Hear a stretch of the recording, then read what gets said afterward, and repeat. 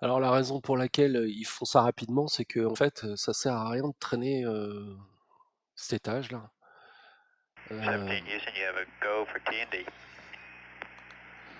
Okay, a go for T&D.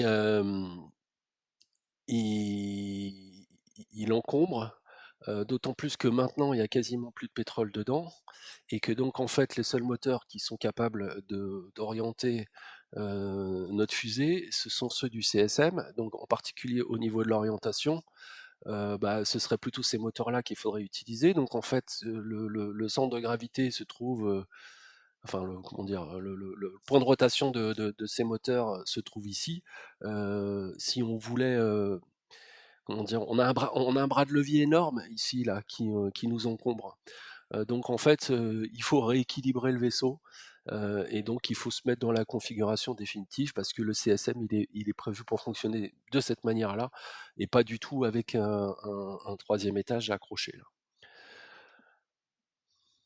Donc là on approche des 42-29 en question.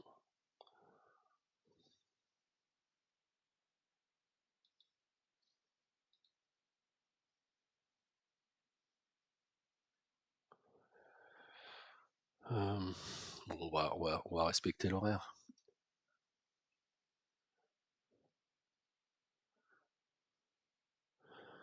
Donc si on était dans le vaisseau, on aurait tout un tas de boutons à activer. Là, sur ce simulateur-là, je n'ai qu'à appuyer sur un seul bouton. Euh, on- et donc on va faire exploser ces fameux boulons pyrotechniques dont on avait parlé tout à l'heure.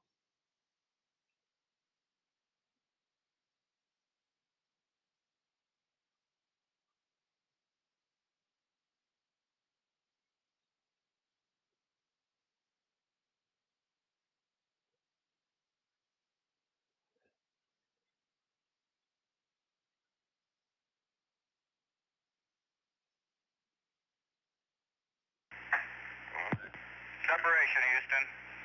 Hey, check the, Voilà. Et donc là, okay. donc les deux composants sont en train de s'éloigner l'un de l'autre. Okay, I'm gonna start the, Et là, on va vraiment piloter. Okay, there's 15 seconds. Picture up. Donc on se met ici, on a un réticule, donc c'est le CDR, le commandant qui conduit cette opération. Et ce qu'on va faire, je vais vérifier quelque chose, voilà. Là, le commandant pilote le vaisseau, donc je suis en train de le faire pivoter.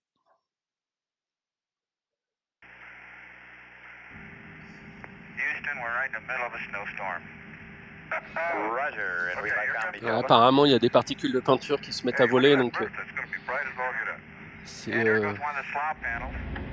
c'est Schmidt qui dit qu'ils sont au milieu d'une tempête de neige. C'est pas une tempête de neige, c'est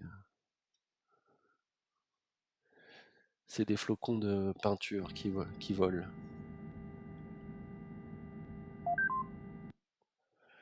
Donc voilà, j'ai juste fait une rotation horizontale vers la gauche.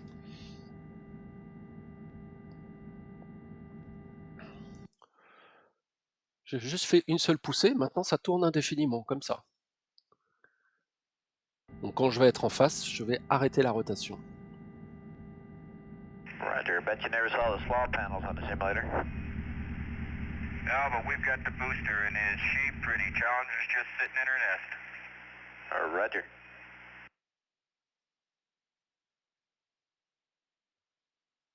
Là, on voit un morceau du cône là, qui est en train de flotter. Comme on est sur une trajectoire lunaire, tous ces objets vont partir vers la Lune. Enfin, si on poussait pas, on va vers la Lune. On va passer à 225 km de la Lune.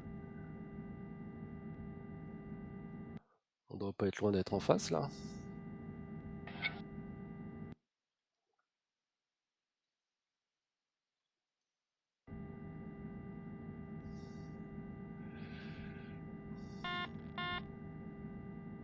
Ah voilà.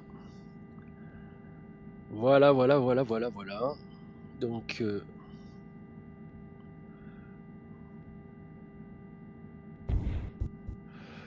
Voilà, on est en face. Alors, alors là, on le voit pas. Hey, alors on n'est pas très bien orienté par rapport au soleil.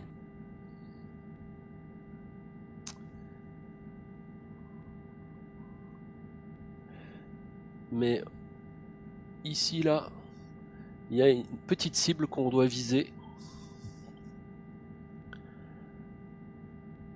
avec notre réticule.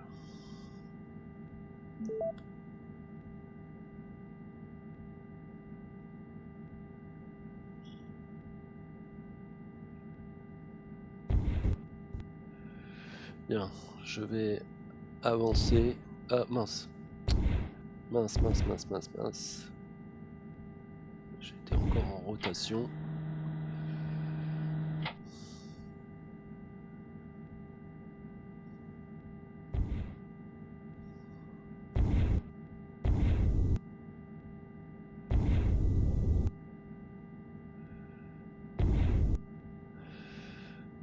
Donc voilà pourquoi ils orientent la fusée correctement, de façon à avoir la lumière.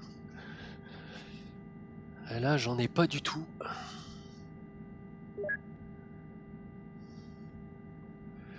C'est la première fois que je me retrouve dans cette configuration-là. Je ne vois rien.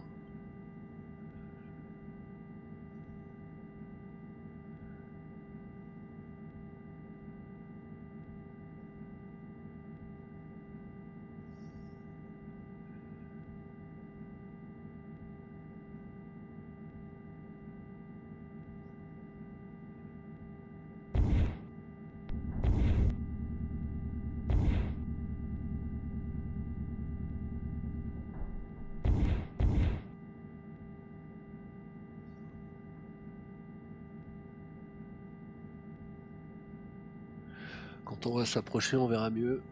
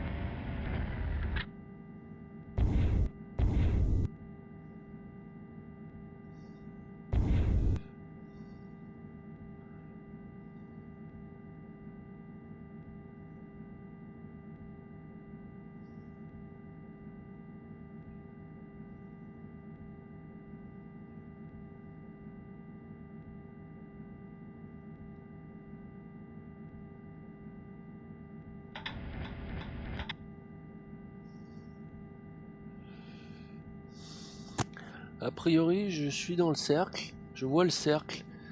Donc on voit le petit cercle qu'on doit viser ici. Et normalement, on doit avoir un T comme ceci.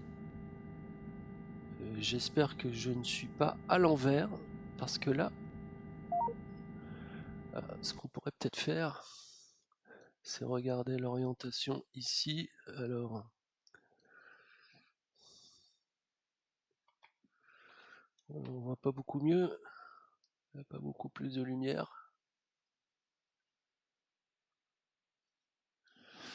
Bon. Alors, oui, c'est bon. Donc le T est comme ça. Donc là, je suis un peu... Alors, ce que je vais faire, c'est que je vais freiner. Arrêter de me rapprocher.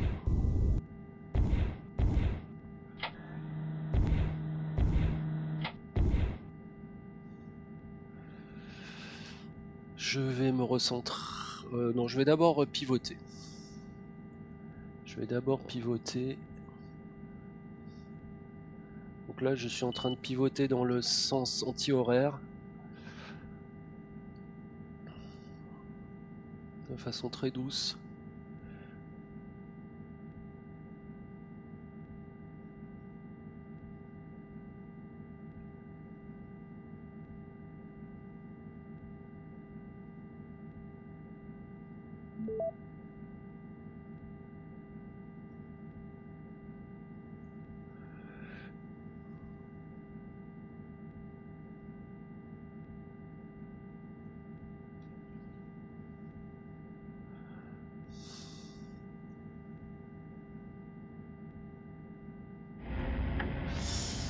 j'ai fait une erreur de manip.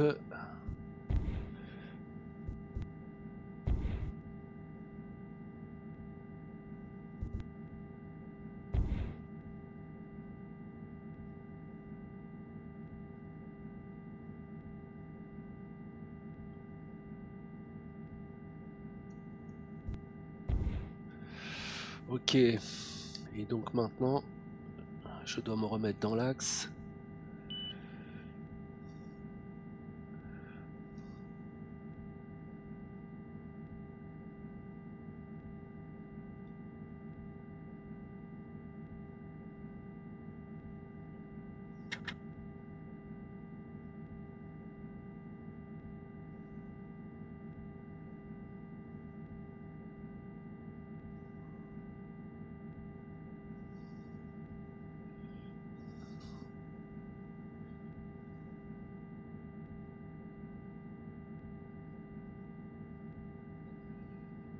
Bon alors, tant que je vise le cercle, c'est déjà pas mal.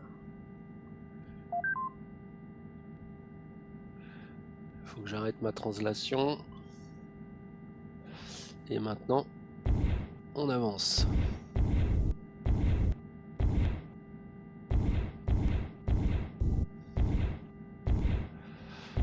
Alors ici, j'ai deux indications que je pense les astronautes n'avaient pas. C'est ma vitesse d'approche, 20 cm par seconde, c'est bien. Et la distance. Alors il faut que je descende un petit peu.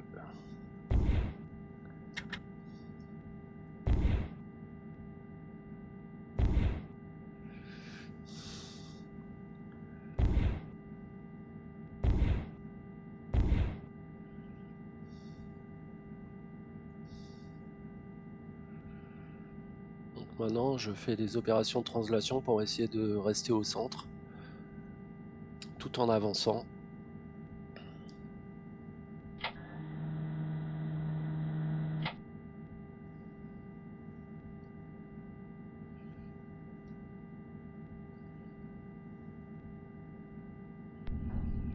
Voilà, c'est plutôt pas mal.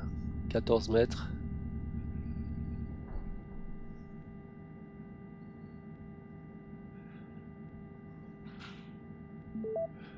Je sais pas si ces chiffres sont rigoureusement exacts. Il me semble qu'on... Parce que là, il me semble qu'on est prêt. Hein. On est très proche. Je suis pas sûr qu'on soit vraiment à 10 mètres.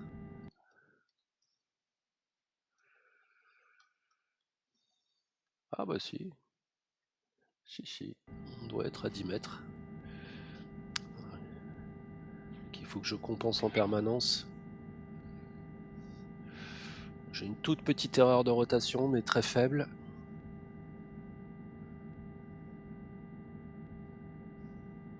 Là, je suis pile au centre. Tant que je suis dans le cercle, c'est bon. Hein. Je suis pile au centre. Je vais freiner un petit peu. Pas arriver trop vite.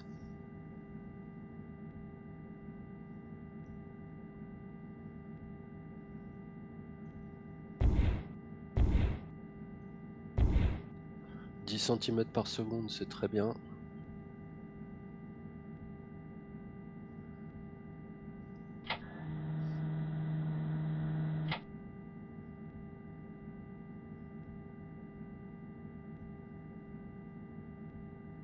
Et voilà. Parfait.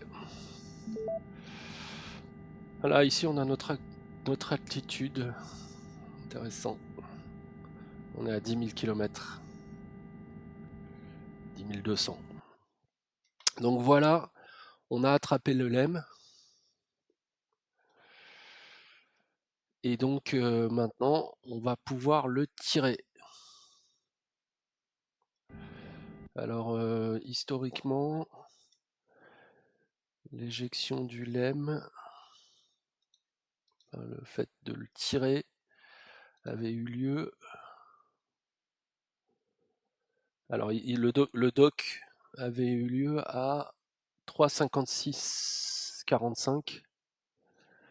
Donc on a terminé un tout petit peu avant la mission historique.